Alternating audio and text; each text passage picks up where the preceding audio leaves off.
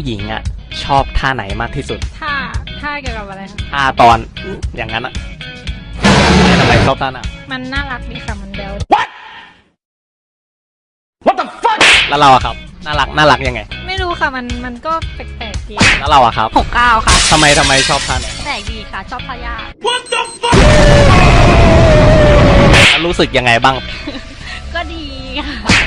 แล้วก็สนุกดีแล้วลองจากท่าน่ารักเงี้ยเราชอบท่าไหนอีกท่ามาตรฐานนะมาตรฐานนี่ยังไงท่าปกติทั่วไปสาธิตให้ดูได้ไหมอย่างเงี้ยค่ะWhat the fuck แล้วเราครับลองจาก69คิดไม่ออกว่าทั่วไปเหรอหรือโดยเฉพาะอ่ะก็เบสิกก็ดีนะขึ้นเองก็ดีแล้วปกติท่าไหนมากสุดก็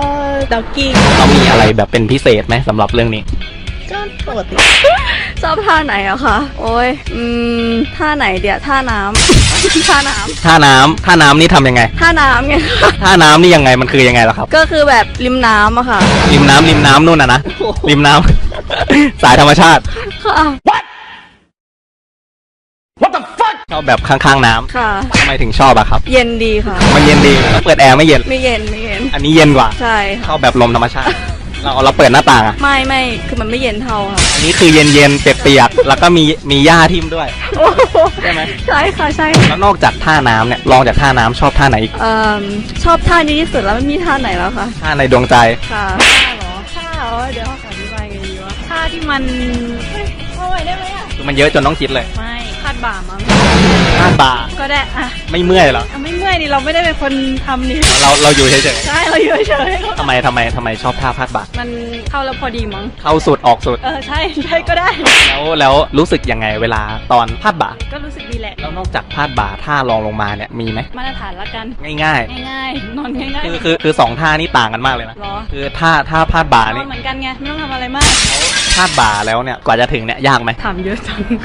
ถึงเหรอไม่เคยเสร็จไม่เคยใช่ไม่เคยเสร็จแล้วแต่ลม